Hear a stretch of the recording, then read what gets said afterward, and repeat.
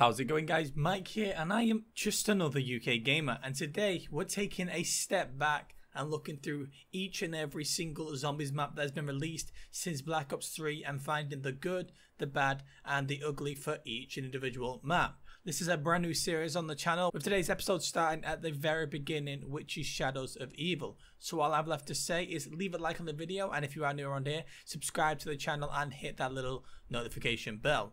So in each episode we'll be going through a list of topics, and I'll be voicing my opinion on what was good about them and what was bad about them. And these are the topics. We have the main Easter egg, the main boss fight, the boss zombie, the side Easter egg and the wonder weapons. And then after all that is finished, I'll be finishing the video off by giving one ugly thing that ruined the entire map for me, and if nothing ruined the map, I will be honest and say it, and if something did ruin the map, the exact same rules apply.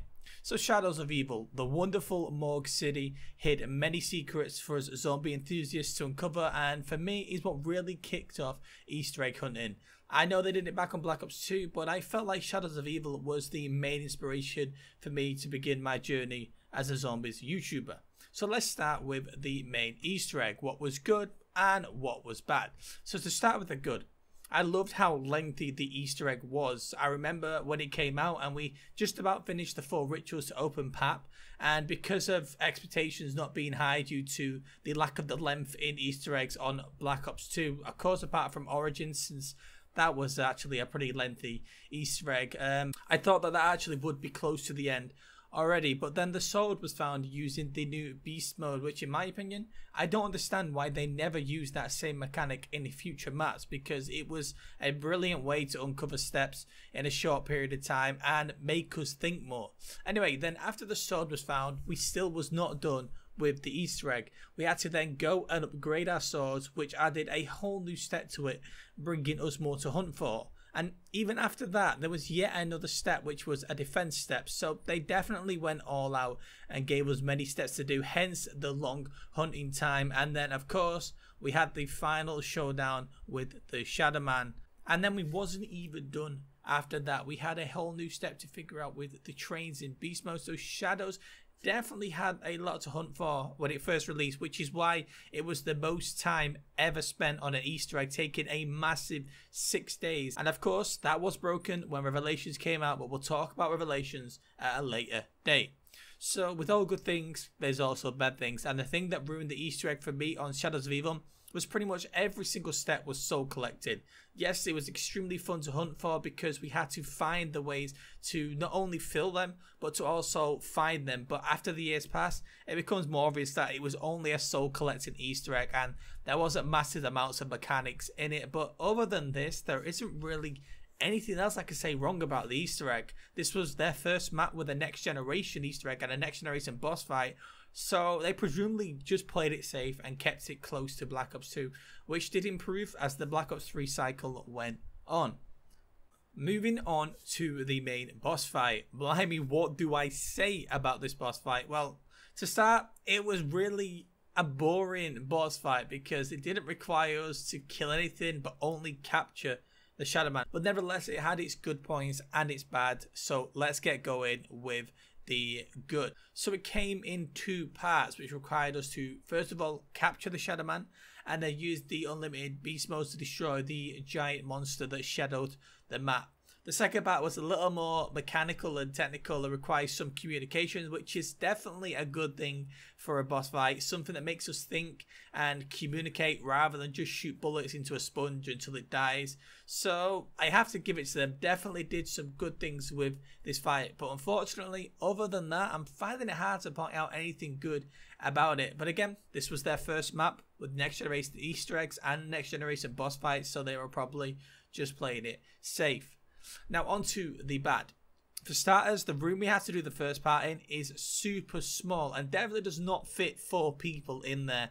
And they throw so many zombies at us, it got difficult to keep track on shooting the Shadow Man because of getting your ass beat from behind. And then the Shadow Man would reset and throw a morgue at us, so it became a cycle of failing. And obviously as time went on and people figured out the proper use for gobblegums, and then that started making the boss fight a little bit more easier. And even without gobblegums, people started to understand the boss fight more and more. But this series is based on when it first came out and what it did and how it did back then, and well, it caused us hell. The only other bad thing was the amount of morgues that spawn in the second part, because when you go into the beast mode, you can't kill them, well, not to my knowledge anyway.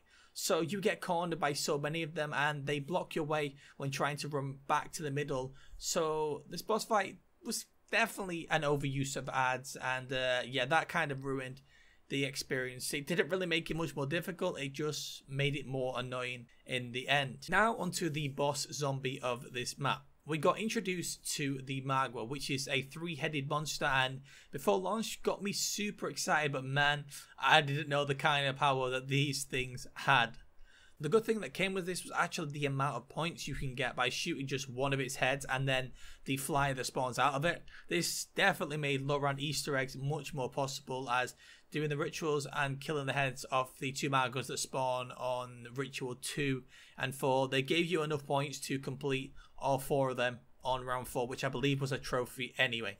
And I mean, what else can come good from an enemy, right? I mean, it definitely changed up the game and began making me a better zombies player, because I had to think about my movement when passing one of these guys, because they literally one-hit you every time if you don't have Chug. But other than the points, they were just outright annoying.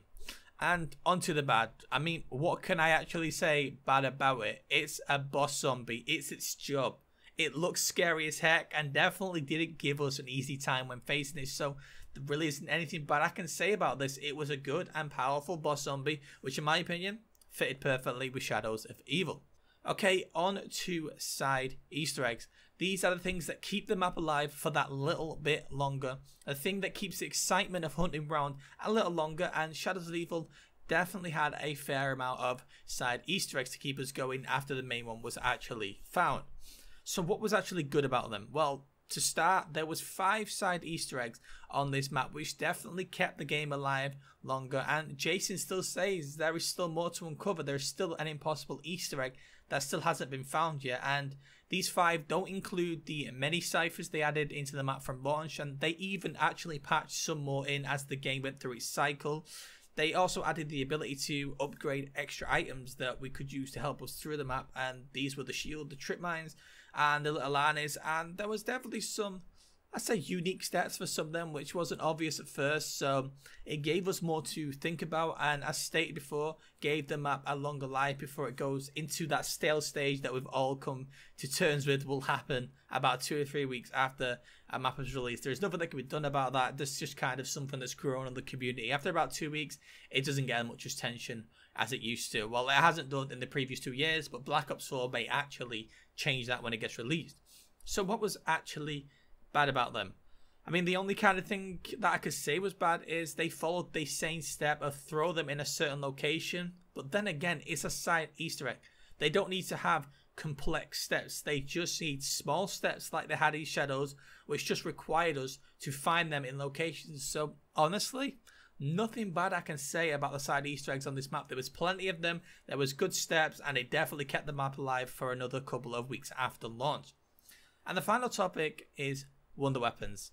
Oh, how the wonder weapon in this map stirred up a lot of theories in the community to just have parts of the weapon cut from the game, but nevertheless it had good and bad, so let's start with the good. The wonder weapon had a good set of steps to acquire it. Yes, they were only collecting, but they had 3 different locations hidden, so it required us to use the fumigator, which at first wasn't found, and at first nobody knew what to do with it. So when the map first came out, it was definitely a task at hand, but was the weapon itself worthy enough of this small quest? And I think, yeah, I think it was. It was a big black portal that sucked zombies into it, so it was definitely a powerful weapon in hand. Just a shame there was nothing more to it, and obviously that's where all the theories for the weapon upgrade came in place with the cocoons, but in the end it turned out just to be cut content from the game, unfortunately, which obviously did make a return in Revelations, but Revelations will be talked about in a future map. So what was bad about it? For starters, I really didn't like the small amount of ammo count that you get in it. I mean, it's meant to be a wonder weapon, it's meant to feel powerful. I mean, let's look back at the staffs. They had tons of ammo, and yes, they were actually upgradable. They weren't cut from the game. What about the Apothicon Servant? They gave us a half-finished weapon with the upgrade cut from the game. And on top of that, they only gave us a few shots in the weapons, so I didn't like how the wonder weapon of the map felt so underpowered, and to the point where people just learned to do the Easter egg without it because they thought it was useless. They felt it was useless. So the wonder weapon within Shadows definitely was not the best part of the map. So now on to the final thing of this episode, the ugly. What ruined Shadows of Evil for me? I mean, honestly, the only thing that I really didn't enjoy about this map was the overuse of zombies. The two final encounters were not enjoyable at all at launch, and even today when I try it without a gobblegum, I still find it quite annoying and not enjoyable to do. But honestly, other than that, there isn't much I can really say that has ruined this map for me. It had a decent amount of Easter egg steps. It had a somewhat okay boss fight, I suppose, with the second part. And yes, most of these steps were just soul collecting or defending, but it still had a lot to find, and that's the thing that I love about Easter eggs. Many steps that keep us hunting. And other than the overuse of zombies, this map flows pretty well in my opinion, and it's still enjoyable about 2 years later on. And that, ladies and gents, will wrap up the very first episode to the good, the bad, and the ugly. I hope you guys enjoyed this video, and if you did, don't forget to leave a like before you leave. And if you are new to the channel, make sure to subscribe and turn on notifications to see when your favorite map shows up in this series. Thank you all so much for taking the time to watch this, and I'll catch you all in the next one.